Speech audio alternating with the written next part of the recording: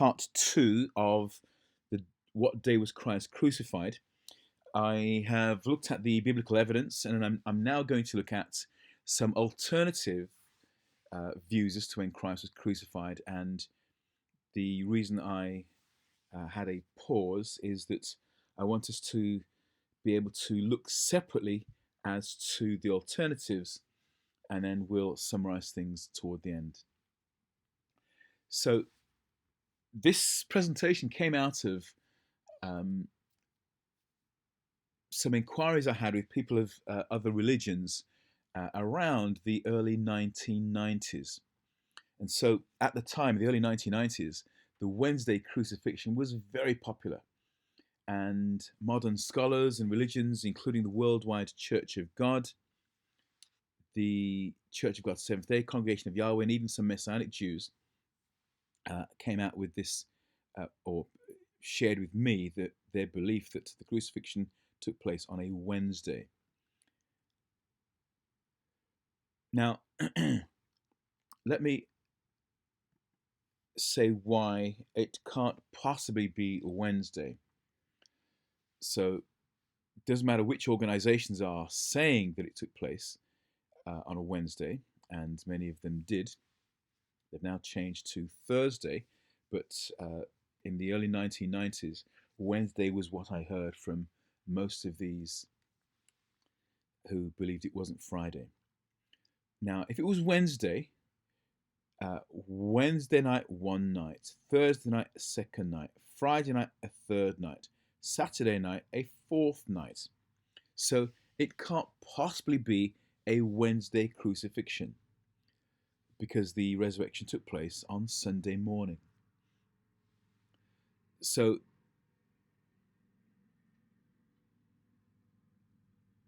I'm not going to spend too much time looking at the Wednesday crucifixion. So what I will do, though, is look at the thing that I recognized at the time was the cause for the confusion. You see, John 19, verse 14 says, "It was the preparation of the Passover, and about the 6th hour. And he saith unto the Jews, Behold your king." Now, I learnt from a Messianic Jew called Dick Rubin that this preparation of the Passover was the preparation of the Passover sacrifice at the 6th hour, or noon, that Friday. And so Christ was being crucified exactly the time that the preparation of the Passover lamb, the Passover sacrifice, was taking place in the temple. Now, modern versions, we'll see later, change that from the preparation of the Passover, and they insert preparation day. So that was my analysis of why the Wednesday crucifixion came up. But we'll examine that a little bit later. But it can't possibly be Wednesday, even though there are still some people who say it was Wednesday, and actually that the resurrection took place just after sunset on Saturday, at the end of Sabbath. And so they've got some resurrection evening. And there, so you've only got 1 night, 2 nights, 3 nights. He's resurrected just after Sabbath evening. So he doesn't go into the 4th night. But of course, if that were the case, then today, on Sunday, wouldn't be the 3rd day, as the disciples said. It would be the 1, 2, 3, 4, 5th day, since any part of a day makes a day when they are counting them. So, John 19, verse 14, "And it was the preparation of the Passover, and about the 6th hour. And he saith unto the Jews, Behold your king." So, on the day of Passover, there were 3 sacrifices. The morning sacrifice took place every day. The evening sacrifice took place every day. The afternoon, or the noon sacrifice, when the Passover lamb was sacrificed, was or only occurred on the day of the Passover. Christ was crucified at the 6th hour, noon. He died by the time of the evening sacrifice at 3 p.m. So here is the reason, in my view, that is the major contributing factor as to why people believe that the crucifixion took place not on Friday, but another day. The New International Version, John 19, verse 14, it was the day of preparation of Passover week, about the 6th hour. Here is your king, Pilate said to the Jews. Now, day, there isn't a Greek word representing day before preparation. This is now added by the translators of the NIV. Similarly, the Complete Jewish Bible, CJB, John 19, verse 14, says it was about noon on preparation day for Pesach. He said to the Judeans, here's your king. That's the Complete Jewish Bible. What about the New King James Version? John 19, verse 14. Now it was the preparation day of the Passover and about the 6th hour. And he said to the Jews, behold your king. Isn't it outrageous, utterly deceptive and despicable that day does not occur in Greek manuscripts? Day does not occur in Greek manuscripts, even if you're trying to convert those into Hebrew expressions. Day does not occur in the Textus Receptus that the New King James Version is supposed to be translated from. But there is a clear agenda to get people to not understand the day on which Christ died. Now, here's the major problem with this utter deception. You add to God's word, God will add to you the plagues. But let me show you why it's a major fault and flaw and error. If it's the day of preparation of the Passover, then Christ died the day before Passover. We saw earlier that 1 Corinthians 5:7, Christ, our Passover, is sacrificed for us. So if it's the day of preparation of Passover and Christ died before Passover, the Bible prophecy of Christ being the Passover is not fulfilled to the day, and according to the King James Version, it's the preparation of the Passover sacrifice. It's not even fulfilled as it was, according to King James, to the very hour. The hour that the Passover sacrifice was being prepared in the temple was the hour that Christ was put on the cross. And it's completely lost if we change the Bible and add the preparation day of Passover. Please, those of you that think that this is right, how can Christ be crucified the day before the Passover? Do you not expect that the Passover prophecy, the day before unleavened bread, would be fulfilled to the very day? Why would Christ be crucified the day before Passover? He is our Passover sacrifice. That modern Bible versions are what I regard as responsible for this concept of crucifixion other than Friday. So here's another error. They say that day was preparation, and the Sabbath drew on, was what Luke said. And so they're saying, well, actually, they rested the Sabbath day. They are now making Passover a Sabbath. Passover is not a Sabbath day. They wouldn't be leaving Egypt and marching out of captivity if it was a rest day. So Passover is not a Sabbath day. It is unleavened bread that is the Sabbath day.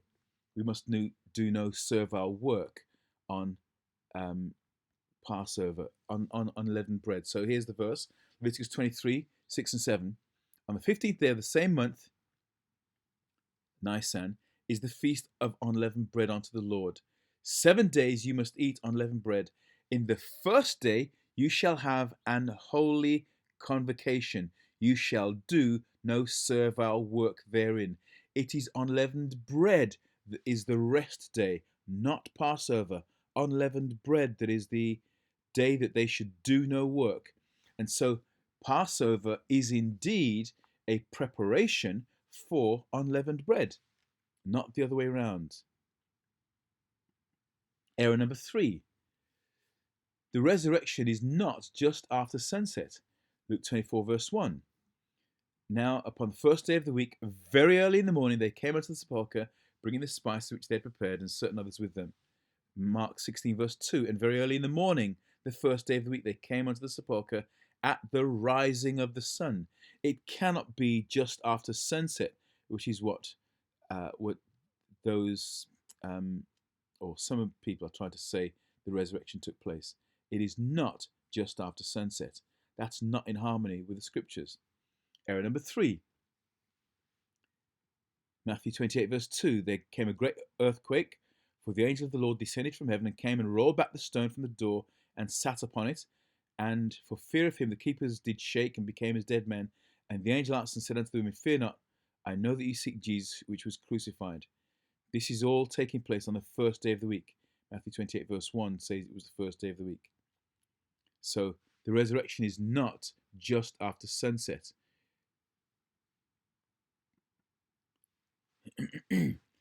Resurrection not just after sunset. Matthew 28 verse 13. The conspiracy was his disciples came by night and stole him away while we slept. Actually, the disciples didn't come by night. That was the guards, or that was the agreement that the guards were to say. Don't say that he was resurrected in the morning. Say that while you slept, the disciples came and took him by night. That wasn't when the resurrection took place. The resurrection took place in the morning while there was an earthquake. The conspiracy by the Romans was that he rose, or he was stolen by night. No such thing. Error number 4. The angels in Luke 24, 6 and 7, which we saw earlier, said he should be crucified and the third day rise again. Now, the angels aren't going to get it wrong. If it was Wednesday or even Thursday, they're not going to say it was 3 days earlier if the disciples understand 3 days earlier to be the Friday. The angels did not get it wrong. They were speaking the same language as the disciples. Error number 5, he was delivered to death. And the disciples who say, today's the third day, are talking how the chief priests and our rulers, this is Acts 24, 20 and 21, how the chief priests and our rulers delivered him to be condemned to death and have crucified him. But we trusted that it had been he which should have been redeemed. So when did the judgment take place? It was Thursday. When did Pilate and Pilate become friends? That was on the Friday. And so that was when the 3 days started, at the delivering of Christ to be condemned and crucified. So when they're saying today's the third day, if that condemning to death and crucifixion took place on the Wednesday or even the Thursday, it can't be 3 days since these things. Can you see that? Since these things. So the deliverance, the condemning, the crucifixion are all part of the 3 days. The Bible is consistent. Error number 6. Crucifixion on the day of the Passover, then, as we've already seen, if Passover is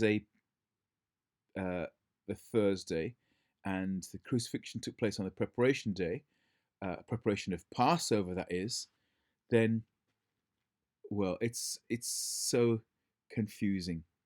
the types of the Old Testament's feasts do not exactly match if Christ is crucified on a Wednesday, the day before Passover.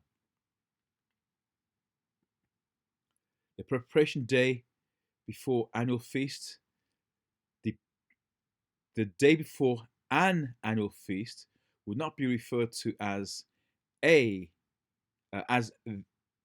um, uh, as the preparation day, but a preparation day. So there are some who says that Josephus refers to an high day being a special Sabbath, but nowhere in Josephus' writings do you find anything other than the preparation day being the day before the weekly Sabbath. So the preparation day, the definite article, preparation day, refers to the 6th day of the week. Otherwise, a preparation day would be the reference to an annual feast or any preparation day. But there is only one, the definite article. The preparation day always refers to the 6th day of the week. And then there's the claim, John 19:31, the bodies were not to remain on the cross on the Sabbath day. Now, is this the Passover Sabbath day? For that Sabbath was an high day. So the Sabbath was a high day. Why would that Sabbath be a high day? Well, the only way that that can be a high day is if it coincides with another rest day. And again, nowhere in Josephus is there any reference to days before feast days being referred to as high days. So the Sabbath was a high day. And so they asked Pilate to break the legs so that the people being crucified would be taken away and couldn't run away. So if unleavened bread is the Sabbath, then yes, that Friday is a Sabbath. Why would the Sabbath following unleavened bread be a high day? It would just be a normal Sabbath, since Passover is a normal day. It's a preparation for unleavened bread. Unleavened bread is a Passover. Unleavened bread is a rest day. No work should be done on the day of unleavened bread. So Sabbath would just be a normal Sabbath. There's nothing special about that Sabbath. So high day cannot be that particular Sabbath if Passover was Thursday, Friday was unleavened bread, then Sabbath is just Sabbath.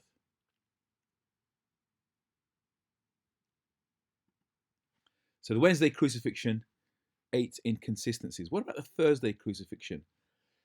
Because Wednesday has so many difficulties, everyone now seems to talk about the Thursday crucifixion. When I say everyone, I mean those who don't accept that it was a Friday. And so we've now got Passover on Thursday, unleavened bread on Friday, Sabbath being first fruits. Now, Friday would still be a Sabbath if Passover took place on a Thursday, unleavened bread on the Friday.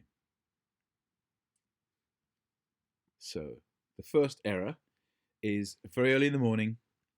Thursday evening to Sunday morning is 2.5 days. So 1 day, 2 day, sorry, crucifixion Thursday, so 1 night, 2 nights, 3 nights. But how many days? Friday day, Sabbath day. If the resurrection takes place Sunday night, then there isn't a third day. There can only be 3 nights. Let's have a look at that again. He's crucified sunset, just before sunset Thursday. So 1 night, 1 day, 2 nights, 2 days. Actually, it's not even 3 nights, is it? 1 night, 1 day, 2 nights, 2 days. If he's resurrected just after sunset, it's 2 nights, not 3 nights. So crucifixion can't be on Thursday either. There are only 2 days or 2.5 days if it's Saturday evening. If it's Sunday morning, well, let's go through that again. It's quite important. Then we'd have 1 night, 1 day, 2 nights, 2 days, 3 nights, and the resurrection takes place in the morning. It's 3 nights, but 2 days. So not even the Thursday would fulfill the 3 nights, 3 days, and 3 nights. Error number 2. Luke would say that was the 4th day, but we keep on looking at it. The angels say the 3rd day he would rise again, but that according to their chronology would be the 4th day. Cornelius said 4 days ago. We've seen that many times. It's no longer slide 9, by the way, since I've updated this presentation. Error number 3. Annual feasts are never called high days. Although they say that it is in Josephus, I want someone please to show me that reference in Josephus where he refers to the day before a feast day as a high day. I searched high and low and have never found a reference in Josephus's writings to high days, days before feast days. And so John 19:31, that Sabbath day was an high day. That Sabbath day, not that feast day, but that Sabbath day was a high day. There was something unique about a Sabbath day. Now, I'm looking here. Passover is not a Sabbath. Unleavened bread is indeed a Sabbath, but it's not a high day. If it's just unleavened bread, it's not a high day. It's just a day of rest. And so it's the Sabbath day that's being referred to as the high day. So the Thursday crucifixion, 3 inconsistencies, but they are major inconsistencies. Doesn't fulfill 3 days and 3 nights. Doesn't fulfill the high day. And as I've just seen, 2 days and 3 nights isn't good enough. So what we have to do is to look at this expression, Matthew 12 verse 40. For as Jonas or Jonah was 3 days and 3 nights in the whale's belly, so shall the Son of Man be 3 days and 3 nights in the heart of the earth. So my question is, how long was Jesus in the heart of the earth? Do we look at the prophecy to understand history, or history to understand prophecy? So Thursday crucifixion doesn't make any sense. 3 days and 3 nights. Let's see. Well, what does Matthew say took place? Matthew describes the Last Supper, Thursday evening. He describes the trial and crucifixion on Friday, with Joseph of Arimathea taking Jesus' body near sunset. And then Matthew 28 verse 1, it's dawn on the first day of the week when the resurrection takes place. So that is not 3 days and 3 nights. So although the prophecy, as Jonah was 3 days and 3 nights in the whale's belly, so shall the Son of Man be 3 days and 3 nights in the heart of the earth. Matthew doesn't describe 3 days in the heart, 3 days and 3 nights in the heart of the earth. Mark talks about the Last Supper Thursday evening. Mark 15 talks about the trial and crucifixion on Friday, with Joseph taking the body just before sunset. Mark 16 verse 2, Sunday at sunrise is the resurrection. That again is not 3 days and 3 nights. So the prophecy was 3 days and 3 nights. Mark does not describe 3 days and 3 nights. What about Luke? Luke chapter 22, the Last Supper is at Thursday evening. Verse 66 talks about at daytime after the betrayal in the Garden of Gethsemane. At daytime, chapter 22, 66, i.e. in the Friday, we move into Luke 23. Herod and Pilate become friends that same day. That's the day the crucifixion takes place. That's the trial. That's when Barabbas is offered. And then Luke 23, 50 to 54, Joseph of Arimathea. It was the preparation day, Friday near sunset. Luke 24, verse 1.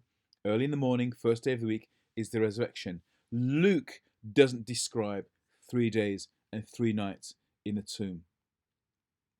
What about John? Maybe he will. He's Jesus' closest friend. And it's true, John 13, the Last Supper, starts almost halfway through the book of John. That Passover meal took place in John 13. But John spends quite a bit of time looking at Christ's teaching over that supper. Talks about Christ's prayer in John 17. John 18, the betrayal takes place Thursday night. John 19, preparation of Passover, the hour of crucifixion, is when Christ is crucified. Verse 38, Joseph of Arimathea. Every single gospel writer talks about Joseph of Arimathea taking Jesus' body. When does that take place? On the Jews' preparation day. Not the day before a feast day, but the Jews' preparation day. The definite article, the only one they have, is the day before the Sabbath day. So it took place on the Jews' preparation day. That's when Joseph of Arimathea takes Christ's body. Joseph takes the body on the Friday. And then John 20 verse 1 talks about the resurrection. While it was yet dark, and it's true, it's approaching sunrise on the first day. So, as we've already said, on the day of Passover, there were 3 sacrifices, and Christ was sacrificed at the 6th hour, at noon.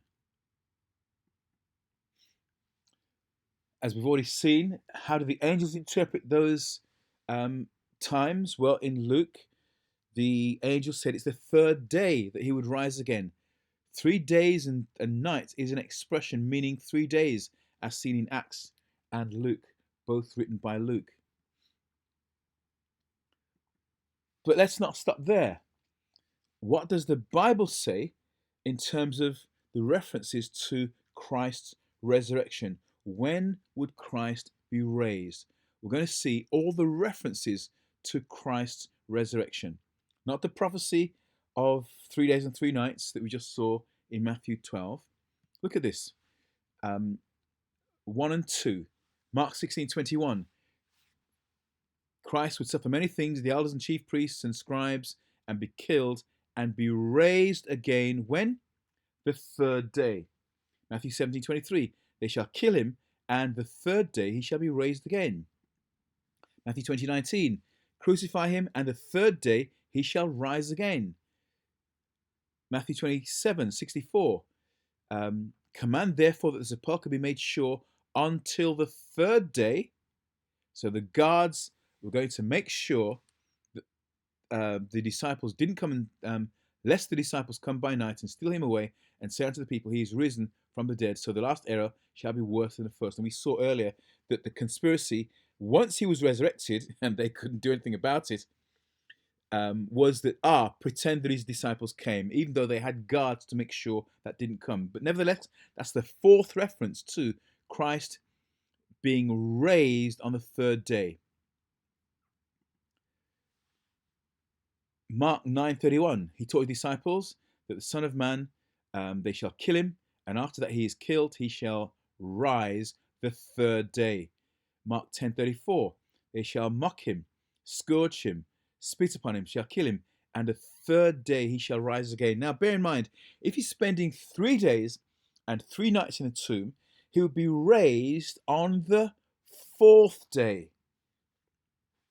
But it's every reference is to the third day. The third day, Luke 9:22, saying the Son of Man must suffer many things, be slain, and be raised the third day. Luke 13:32, I do cures today and tomorrow, and the third day I shall be perfected. This is the reference to go tell that fox, behold, I cast out devils and I do cures today and tomorrow. The third day I shall be perfected, a reference to his resurrection. 9, 10, 11. Luke 18:33. Scourge him, put him to death. The third day he shall rise again. Prophecy. Luke 24:7. The Son of Man must be delivered into the hands of sinful men and be crucified, and the third day rise again. Prophecy. Luke 24:21. We trusted that it had been he who should have redeemed Israel. Beside all this, today is the third day since these things happened. History, the prophecy has been fulfilled. The disciples, we've seen Luke 24:21 many times, are saying the prophecies, all those 10 prophecies of Christ being raised the third day has been fulfilled. Doesn't end there. Luke 24:46. They said unto them, thus it is written, and thus it behoved Christ to suffer and to rise from the dead the third day. Acts 10 verse 40. Him God raised up the third day and showed him openly. 1 Corinthians 15 verse 4. Paul too adds to this, and that he was buried and that he rose again the third day according to the scriptures. If he's raised on the fourth day, which is what 3 days and 3 nights in the tomb mean, then none of these 2 times 7 references to the third day can possibly be fulfilled. Christ was raised the third day. It was prophesied. It's described by each of the gospel writers and the disciples. Luke in Acts 10:40, Paul in 1 Corinthians 15 verse 4, all verify he was raised the third day. Okay, we're nearly finished now. So I have found a very useful calculator. It's actually called an Easter and Passover calculator. And what we're going to do is we're going to see, I'm going to go onto the website and show you what happens in terms of calculating when Easter and Passover took place. Okay, before I do that though, so that's what the website looks like, and that's the reference to it. I'm afraid it's long. I'll provide a link to it. But there are some limitations on this site. So I'm going to show you the limitations before I go to the site. So the site says, and I'll give you the reference again, the Gaussian algorithm. So there's an algorithm by, I think he was an Austrian, Gauss, for calculating the first day of the Jewish Passover. So there's an algorithm for calculating the first day of Jewish Passover, i.e. 15th of Nisan. Well, actually, and that's what the website says, but Passover is actually the 14th of Nisan, as we saw in Leviticus 23 verse 5. So the Gaussian algorithm is for calculating the first day of the Jewish Passover, 15th of Nisan, is equivalent with the method currently employed in rabbinic or cyclic Jewish calendar, in the rabbinic Jewish calendar, which according to tradition was introduced by Hillel, the patriarch, in AD 358-359.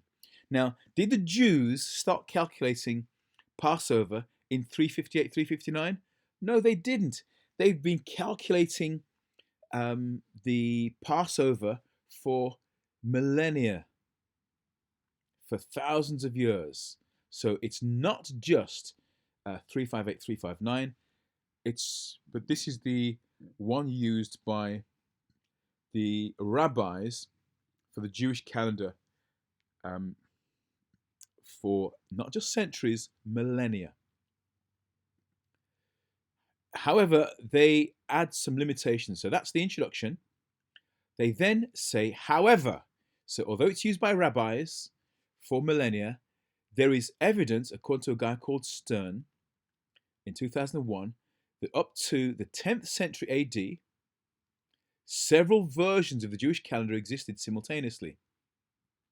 And textual evidence suggests that some of the underlying parameters and postponement rules currently employed in rabbinic Jewish calendar were probably not introduced until the mid 10th century.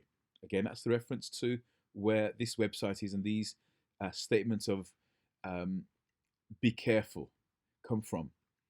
So, although it's a rabbinic calendar, rabbinic Jewish calendar, someone called Stern is saying, be careful. And so there is a disclaimer with this website. The disclaimer is Easter and Passover Calculator, the Easter and Passover Calculator that we're going to look at in a moment, should not be used to date key events in the life of Jesus Christ or that of other early Christians, as it is based on strictly cyclical algorithms that were not introduced until many centuries later. So that's the disclaimer. Don't use this calculator to work out when Christ was crucified or when Passover took place at the time of Christ. This disclaimer, as we've seen, is based on evidence from a guy called Stern. Now, most of us won't understand who Stern is, but those who have a complete Jewish Bible know exactly who David Stern is. So when I was looking earlier at the most horrific and wicked changes in modern Bibles, one of them was a reference to the complete Jewish Bible by none other than David Stern. David Stern became a Christian in the late 80s, I think it was 1988. 2 years later, wrote the New Testament version of the complete Jewish Bible, in which John 19 verse 14 has this. And the complete Jewish Bible has many verses missing, just as the NIV has those verses missing. So David Stern, who is responsible for the complete Jewish Bible, is also responsible for saying, you see this calculator that's based on rabbinic Jewish calendar it's equivalent to the rabbinic Jewish calendar that's been used for millennia. David Stern is the reason they say don't use it to calculate Christ's resurrection. Okay, so I'm going to go now to that website, and here it is.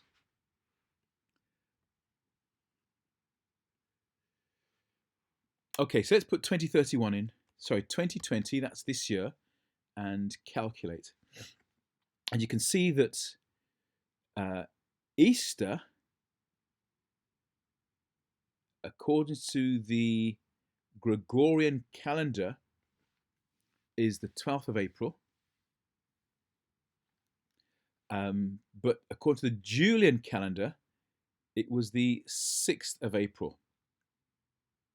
Easter Sunday is the 6th of April, or was the 6th of April. Now, the full moon in 2020 was a week earlier. And because it was a week earlier would be a Sunday.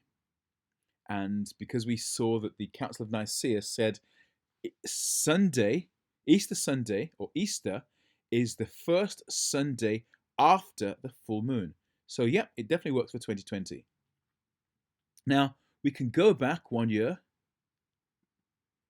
and see when Easter was on each year, 2016, 2015, 2014, and we can go back. Now,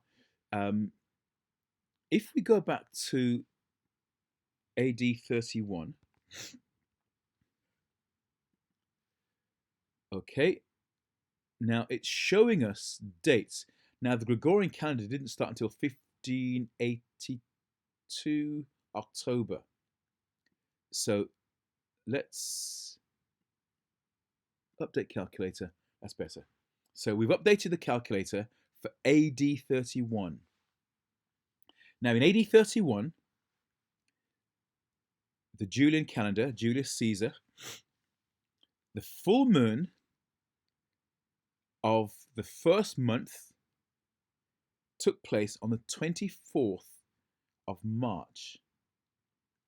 Easter Sunday was the very next day. So, Easter Sunday was the very next day. The full moon would therefore have been the 24th of March. Sunday is the 25th. Sabbath, the day before, was the 24th. Isn't that interesting? So, the 24th of March in AD 31 was a Sabbath. Let's go back to my presentation. So, I'll give you links to that so you can go and calculate it for yourself.